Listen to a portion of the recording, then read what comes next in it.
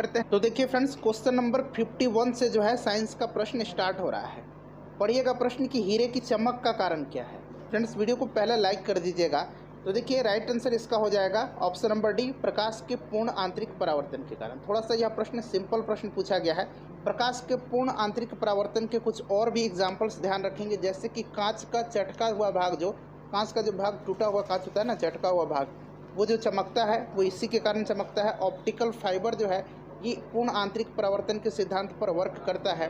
पानी में हवा भरा जो बुलबुला चमकता है वो इसी के कारण चमकता है। और रेगिस्तान में जो मरीचिका बनता है इसी के कारण होता है। ठीक है, तो ये सब ध्यान रखेंगे। उसके बाद देखिए 52 नंबर प्रश्न पूछा गया। थोड़ा सा मैं छोटा कर देता हूँ कि सभी ऑप्शन आपके स्क्रीन पर आ जाए। जी हाँ, अब देख लीजिए कि एक लड़का एक दर्पण के सामने 30 सेंटीमीटर की दूरी पर खड़ा है।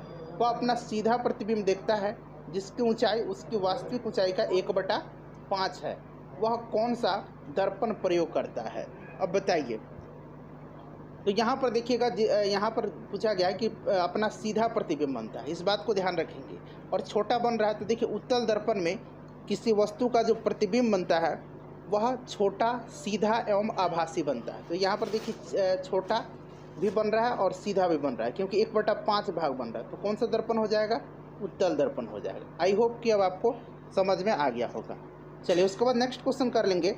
देखिए अगला प्रश्न पूछा गया था फ्रेंड्स कि कोहरे में हम देख नहीं सकते हैं, कारण क्या है। तो कोहरे में हम देख नहीं सकते हैं, तो क्या कारण है इसका। तो कोहरा का जो बूंद होते हैं वो प्रकाश प्रकीर्णित हो जाता है। ठीक है, बूंदों द्वारा प्रकाश जो है ये क्या हो जाता है, प्रकीर्णित हो जाता है। Option number D right answer हो जाएगा। बिल्कुल जो बीपीएससी के द्वारा प्रश्न का उत्तर दिया गया है वही मैं आपको बताऊंगा। चलिए अगला प्रश्न कर लेंगे कि सप्लाई लाइन में शक्ति को उच्च वोल्टता पर स्थानांतरित किया जाता है। अब बताइए इसका राइट आंसर क्या हो जाएगा। देखिए इसका कारण, अब देखिए ऑप्शन नंबर यहाँ बी पढ़ेंगे और ऑप्शन नंबर डी पढ़ेंगे। शक्ति क्षय को कम करने हेतु, शक्ति क्षय को न्यूनतम करने हेतु। अब बताइए, थोड़ा सा कन्फ्यूजन इसमें होगा, लेकिन उत्तर जो दिया गया है आयोग के द्वारा ये ऑप्शन नंबर डी दिया गया है। सुन लीजिए, देखिए फ्रेंड्स, सप्लाई लाइन में शक्ति को उच्च वोल्टता पर स्थानांतरित किया जाता है ताकि शक्ति क्षय को न्यूनतम किया जा सके, न्यूनतम किया जा सके। इस बात को ध्यान रखेंगे। अगर हम उच्च विद्युत धारा को सप्लाई लाइन में अगर भेजते हैं तो हमें अधिक मोटे तारों का प्रयोग करना पड़ेगा, और इससे फ्रेंड्स क्या होगा कि शक्ति का क्षय ज़्यादा होगा, साथ ही साथ आपका जो है खर्च भी बढ़ेगा और इससे खतरा भी बना रहता है। तो बिल्कुल जो करेक्ट आंसर होगा, सूटेबल आंसर, वो क्या हो जाएगा, न्यूनतम करने हेतु। ठीक है, चलिए उसके बाद देखिएगा कि एक फ्यूज तार की धारा क्षमता निर्भर नहीं करती है या नहीं पूछा गया है। देखिए फ्रेंड्स, एक फ्यूज तार की जो धारा क्षमता है वो तार की परिधि पर, तार के पदार्थ की प्रकृति पर और इसमें प्रवाहित धारा पर जो है निर्भर करती है।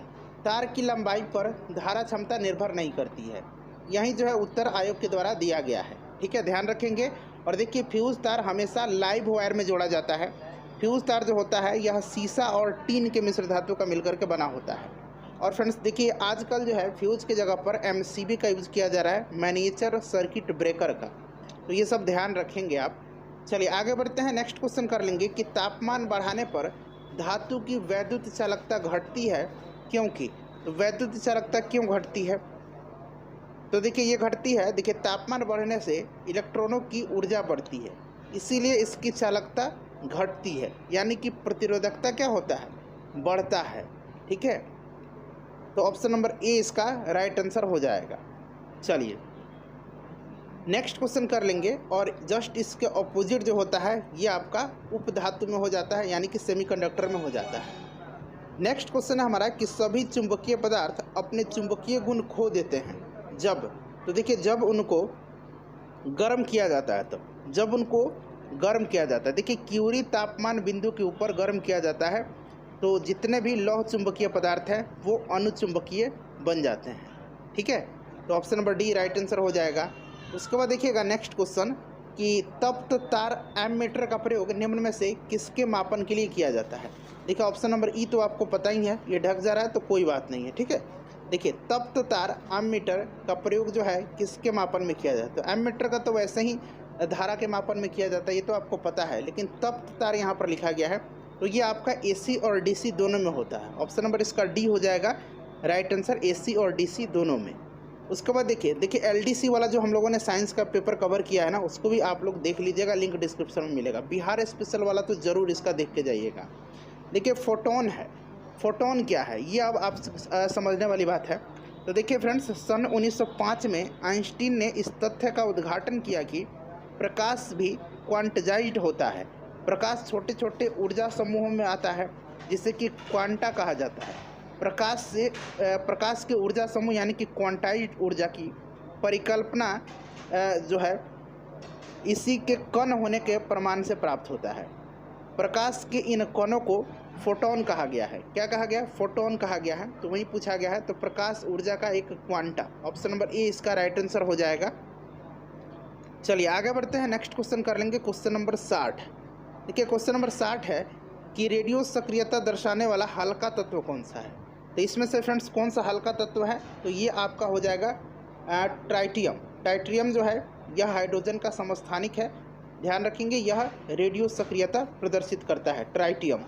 चलिए उसके बाद अगला प्रश्न है कि भारत में पाए जाने वाला टाइटेनियम युक्त खनिज कौन सा है। अब देखिए, अगर इसमें से आपको ऑप्शन पता है तो आप छांट सकते थे। देखिए बॉक्साइट जो होता है ये किसका होता है? एल्युमिनियम का।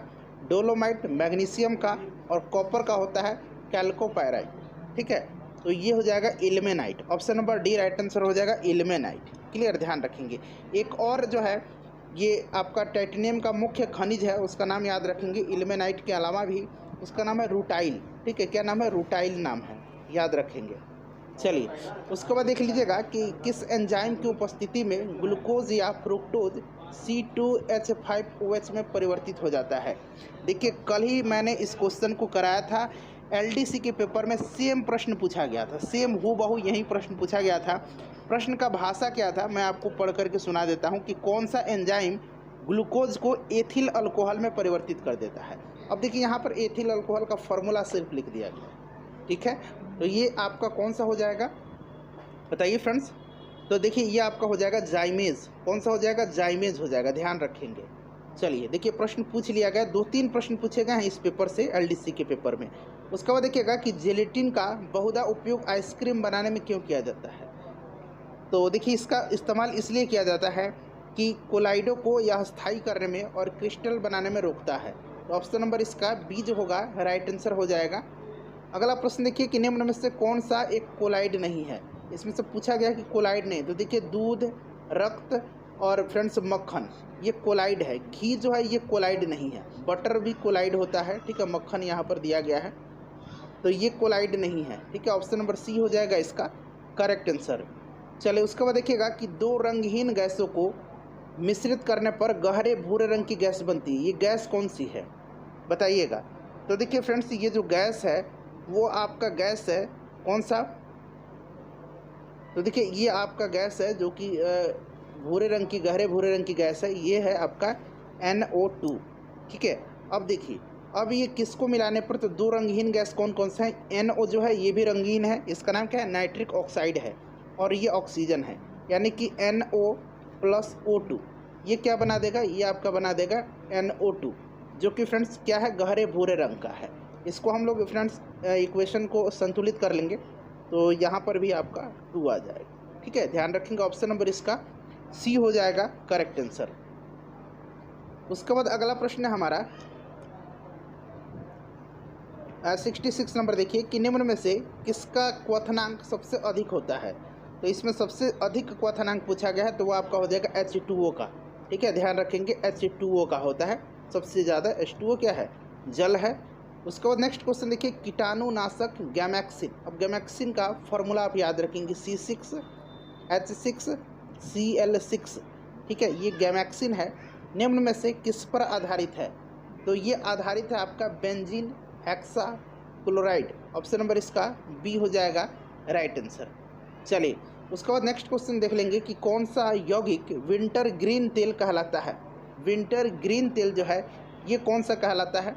तो फ्रेंड्स ये आपका होगा मेथिल सैलिसेट। देखिए मेथिल सैलिसेट को विंटर ग्रीन तेल कहा जाता है, और इसका उपयोग जो होता है त्वचा के जलन और सूजन में, हड्डियों और मांसपेशियों के दर्द कम करने में किया जाता है, मेथिल सैलिसेट, ध्यान रखेंगे। उसके बाद देख लीजिएगा नेक्स्ट क्वेश्चन है 69 नंबर कि यूरिया की पहचान की जा सकती है। अब यहाँ पर देखिएगा आयोग के द्वारा जो है इसका आंसर ई दिया गया है। वैसे देखिए यूरिया का प्रयोग जो है ब्यूराइट परीक्षण के द्वारा किया जाता है, ये आप जानते हैं। यहाँ पर देखिएगा बेनेडिक्ट परीक्षण के द्वारा जो है सरल कार्बोहाइड्रेट का परीक्षण किया जाता है। उसके बाद देखिए ल्यूकस परीक्षण के द्वारा जो है ल्यूकस परीक्षण के द्वारा अल्कोहल का जो है परीक्षण किया जाता है, प्राथमिक अल्कोहल, द्वितीयक अल्कोहल और तृतीयक अल्कोहल के बीच में अंतर। और ये देखिए मूलिकन जो है मूलिकन जो है फ्रेंड्स, ये नाइट्रो ग्रुप के परीक्षण में इसका इस्तेमाल किया जाता है। तो देखिए नाइट्रो ग्रुप में अमोनिया का क्या होता है, NH3 होता है, तो ये भी हो जाएगा और ब्यूराइट भी हो जाएगा, ठीक है, बायूरेट भी हो जाएगा। तो इसीलिए ऑप्शन नंबर ई इसका दिया गया है। उसके बाद देखिएगा कि आजकल सर्वाधिक प्रचलित और सुरक्षित शक्कर का विकल्प क्या है। तो ये आपको पता है, ये आपका हो जाएगा कौन सा, तो ये आपका एस्पार्टेम हो जाएगा, ठीक है, एस्पार्टेम हो जाएगा। उसके बाद देखिए 71 नंबर की थैलेसीमिया एक अनुवांशिक रोग है जो कि प्रभावित करता है। तो देखिए ये प्रभावित करता है ब्लड को, ठीक है, रक्त को प्रभावित करता है। उसके बाद नेक्स्ट क्वेश्चन देखिए और ध्यान रखेंगे कि यह एक अनुवांशिक रोग है। उसके बाद अगला प्रश्न है हमारा 72 नंबर की एंट अमीबा हिस्टोलिटिका का संक्रामक अवस्था होती है। तो ये थोड़ा सा डीपली प्रश्न पूछा गया है। इसका देखिए ये होता है मैच्योर सिस्ट यानी कि परिपक्व पुट्टी, मैच्योर सिस्ट होता है, ठीक है, याद रखेंगे, यानी कि परिपक्व पुट्टी। उसके बाद देखिए पूछा गया था कि निम्न में से कौन सा एक सत्य उभयचर जंतु नहीं है। सत्य शब्द लगाया गया है। सत्य उभयचर जंतु जो है ये कछुआ नहीं है, बाकी मेढक, टोंड और सैलेमेंडर ये उभयचर हैं, कछुआ उभयचर नहीं है। कछुआ ज़मीन पर नहीं रह सकता है, यह पानी में रहता है, ठीक है। तो ये आपका ऑप्शन नंबर ए हो जाएगा। उसके बाद देखिएगा कि निम्न में से कौन सा एक ऐसा प्राणी है जिसमें रक्त नहीं होता है परंतु वह सांस लेता है। तो देखिए रक्त नहीं लेता है लेकिन सांस लेता है, ये है आपका हाइड्रा जो होता है ये निडेरिया ग्रुप में आता है, निडेरिया संघ में आता है, ठीक है, निडेरिया संघ में आता है, ध्यान रखेंगे। और फ्रेंड्स अलैंगिक प्रजनन होता है इसमें, कौन सा, अलैंगिक प्रजनन इसमें होता है, इस बात का ध्यान रखेंगे। चलिए उसके बाद देख लीजिएगा नेक्स्ट क्वेश्चन है हमारा कि दीमक की आंत में सेलुलोज को पचाने के लिए निम्न में से क्या उपस्थित रहता है। दीमक कहाँ रहता है, लकड़ी में रहता है। लकड़ी में जो उपस्थित सेलुलोज है उसको जो है सरल बनाने के लिए, तोड़ने के लिए फ्रेंड्स उसमें होता है प्रोटोजोआ। क्या होता है, प्रोटोजोआ होता है, ठीक है, ध्यान रखेंगे। चलिए उसके बाद नेक्स्ट क्वेश्चन कर लेंगे कि पक्षी अपने नाइट्रोजन युक्त बेकार पदार्थों को किस रूप में उत्सर्जित करते हैं। तो पक्षी करते हैं किस रूप में, ये यूरिक एसिड के रूप में। वहीं अगर मनुष्य से पूछ लिया जाए तो यूरिया के रूप में। चलिए उसके बाद देखिएगा नारियल के फलों का फैलाव होता है, ये प्रश्न LDC में पूछा गया था। तो अब तक 2 प्रश्न हो गए। तो कल मैंने बताया था कि नारियल का जो फलों का फैलाव होता है, प्रसार होता है, वो होता है आपका किसके द्वारा, रेसायुक्त मीजोकर्प के द्वारा, रेसायुक्त मीजोकर्प के द्वारा। यहाँ देखिए मीजोकर्प दिया गया है, ऑप्शन नंबर ए इसका राइट आंसर हो जाएगा। उसके बाद नेक्स्ट क्वेश्चन देखेंगे। अगला प्रश्न है कि द्विबीजपत्री पौधे के, देखिए ये भी प्रश्न सेम प्रश्न पूछा गया था LDC में। द्विबीजपत्री पौधे में तने में संवहनी बंडल सामान्यतः किस रूप में होते हैं। तो फ्रेंड्स ये होते हैं आपका कोलेट्रल यानी कि समपार्श्विक रूप में, ऑप्शन नंबर सी इसका करेक्ट आंसर होगा। उसके बाद देखिएगा कि क्लोरोसिस उत्पन्न होता है जब पौधे को उगाया जाता है। तो जो पौधों को अगर हम बात करें कि लौह रहित यानी कि FE या फिर Mg की माध्यम में, ठीक है, उत्पन्न होता है जब इसको FE या Mg के माध्यम में उगाया जाता है। तो ऑप्शन नंबर इसका डी हो जाएगा। उसके बाद देखिएगा कि निम्न में से कौन एक अनुवांशिक अभियांत्रिकी से संबंधित है। तो ये आपका है प्लाज्मिड, ठीक है, ऑप्शन नंबर इसका बी हो जाएगा राइट आंसर। चलिए फ्रेंड्स एक प्रश्न आपसे मैं पूछता हूँ, उसका आंसर आप कमेंट करके ज़रा बताएंगे, ठीक है। देखिए यहाँ मैं पूछ रहा हूँ आपसे प्रश्न, हाँ इसमें से आप बता दीजिएगा कि सबसे मीठा जो है, सबसे मीठा कौन सा है इसमें से, ठीक है। ज़रा इसका आंसर आप कमेंट करके बता दीजिएगा। वीडियो को लाइक कर दीजिए